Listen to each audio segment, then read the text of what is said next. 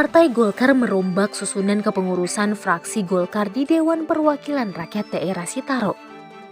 Hal ini dilakukan untuk menjaga konsolidasi dan solidaritas partai berlambang beringin ini.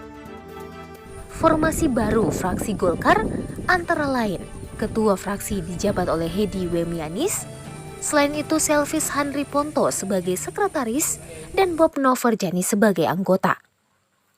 Ketua Fraksi Beringin yang baru ditunjuk, Hedi Yanis yang ditemui awak media pada Rabu 15 Maret 2023 mengatakan berterima kasih dengan penunjukannya sebagai Ketua Fraksi Golkar Sitaro. Yang kemarin suratnya sudah resmi masuk, maka di DPRD karena fraksi itu adalah perpanjangan tangan partai, kewenangan partai, tentunya itu hak partai mengusulkan pergantian anggota fraksi, sebab fraksi bukan alat kelengkapan dewan. Fraksi adalah alat kelengkapan partai. Jadi sekali lagi saya berterima kasih atas kepercayaan yang diberikan kepada saya. Tentunya kepercayaan yang diberikan ini saya juga harus jawab, balas dengan kepercayaan, dan saya harus berbuat untuk memenuhi sebagaimana kepercayaan pimpinan yang diberikan pada saya. Saya selaku fungsionaris Golkar dalam kapasitas sebagai wakil ketua dan juga duduk sebagai anggota dewan dari Partai Golkar dan sekarang dipersilakan sebagai ketua fraksi, tentunya komitmen saya tetap membesarkan Golkar, berjuang terus agar supaya Golkar bisa memperoleh suara yang signifikan di dalam Pileg dan Pilpres 2024. Tentunya kita bukan hanya berbicara untuk Pileg. Saya juga sebagai kader Golkar, tentunya Golkar ada target secara nasional, kita harus merebut kursi sebanyak-banyaknya, terutama Pak Airlangga Hartarto sebagai ketua umum kita, itu komitmen Golkar, harga mati harus menjadi presiden.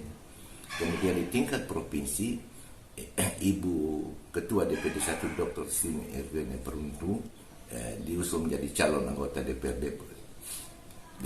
RI. Harus kita perjuangkan agar beliau duduk, dan kedepannya beliau juga harga mati harus duduk sebagai menjadi calon gubernur Sulawesi Utara. Tentunya itu memerlukan kerja keras, perjuangan kita harus kita satu padukan. Oleh sebab itu Selain itu, Yanis menyebut dalam pilkada di 2024, Partai Golkar akan mengusung kader terbaik untuk maju sebagai calon kepala daerah. Lebih lanjut, dirinya menghimbau kepada seluruh kader untuk tetap solid. Sampai tingkat desa dan kelurahan, bahkan sampai ke akar rumput, simpatisan Partai Golkar maupun kader Partai Golkar, mari kita rapatkan barisan untuk bergandengan tangan, kita menyatu, tidak terpecah belah, kita mendukung, sebab hanya dengan persatuan dan kesatuan kita bisa menggapai kemenangan. Kalau bukan kita, kader Golkar, siapa lagi yang bisa membesarkan Golkar? Kalau bukan sekarang, kapan lagi kita bisa berjuang untuk Golkar di Kabupaten Sitaro? Mari kita dukung dan amankan surat keputusan yang dikeluarkan oleh Ketua DPD Ibu Kristiani Igone Peruntu, sebab itu merupakan kemenangan beliau yang menunjuk Pak April Pentian. Jadi kita dukung dan kita amankan. Kita tidak perlu memandang siapa yang ketuanya, tetapi kita melihat kewenangannya. Kalau memang kita benar-benar militansi partai, jangan terpecah belah.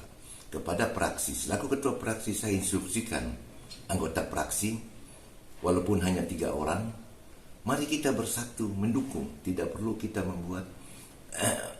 mempersoalkan masalah penunjukan PLT. Kita dukung.